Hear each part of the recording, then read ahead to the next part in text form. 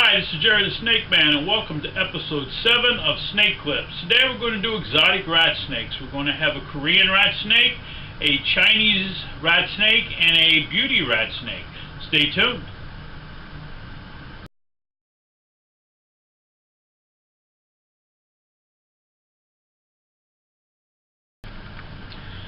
Today we're starting off our show with exotic rat snakes. We have a Korean rat snake, which we have right here.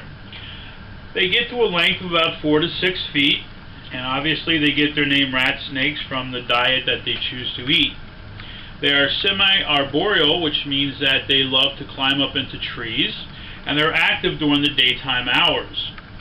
They're found in a wide variety of mainly moist environments such as scrublands, riverbanks, swamps. They're also found in log piles, forests, and up into the trees. These also, even though they do go up into the trees, they will use birds as part of their diet. Their defense mostly on these snakes is to flee from you. Most people are afraid of snakes because they think they're out to get them. There are very few snakes that actually will attack a person unprovoked. Most snakes have a defense, which is to run away. Second defense would be to try to bluff you. And then a third would be if they have to, they will defend themselves. These snakes can bite. They do have about 200 teeth in their mouth. 6 rows, 4 on the top, 2 on the bottom, all needle-like curved back. But these teeth are actually designed to hold on to prey. This is a constricting type of snake. So when he strikes out, grabs his prey and coils around it extremely fast. This species' color patterns will change as it grows older. Often they start out with very clear markings on their backs and sides, and as they grow, these markings start to blur out. The color varies from these, from brown to olive white, yellow with yellowish markings.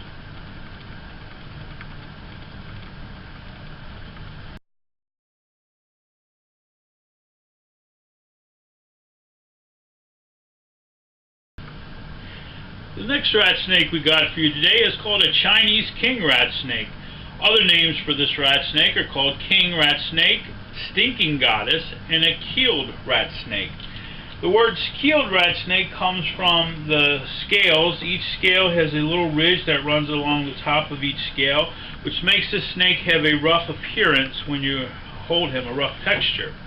The word stinking goddess rat snake comes from one of his defensive measures, that when he is scared, he will actually use his musk gland, which is located by the cloaca here, and it will emit a foul-smelling odor. He will also empty his colon when you pick him up, this way that you will want to put him down. These snakes are found from China, North Vietnam, and into Taiwan. The snake averages a length of 4 to 6 feet. It's mostly a terrestrial snake, which means it hangs out on the ground, but they also are known to inhabit open forest areas, bamboo thickets, fields, and meadows. They are active day and night. Their diet includes rodents, birds, and other snakes. Any snake that generally has the word king in his name is because he is a snake-eating snake. These snakes are constrictor snakes, and are to my opinion, one of the most beautiful snakes around. I love that the back, as you can see here, there's absolutely no markings whatsoever. He has these beautiful saddles and stripes as he comes along his body. But mostly I love his head. His head has a very large-scaled pattern with the dark yellow markings with the dark borders of them. I think he is totally awesome looking. The common name again is a stink snake or a stinking goddess, and that is again because they will musk you or they will go to the bathroom on you, and this is one of the ways that they will get you to put them down. The common name of the king rat snake refers to its habit of eating other snakes, as we mentioned before. Again, this is an Asian type of rat snake, and they are very, very beneficial where they are in their countries, because they do control the rat and rodent population, and rat and rodents are a very destructive type of animal, and they also carry diseases, so these snakes are a very valuable part of our environment.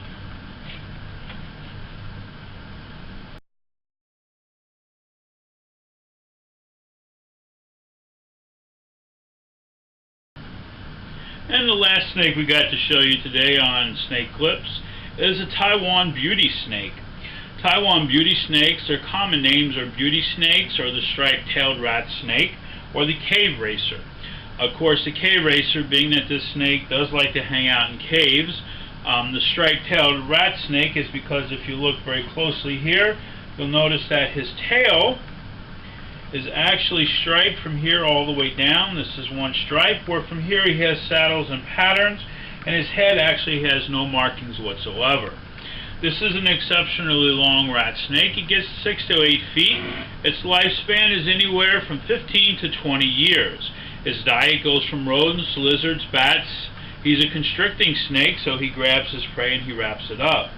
Right now, this snake is actually going to be doing something which is really cool with snakes. If you look really closely at his eyes here, you'll notice that his eyes are blue in coloration.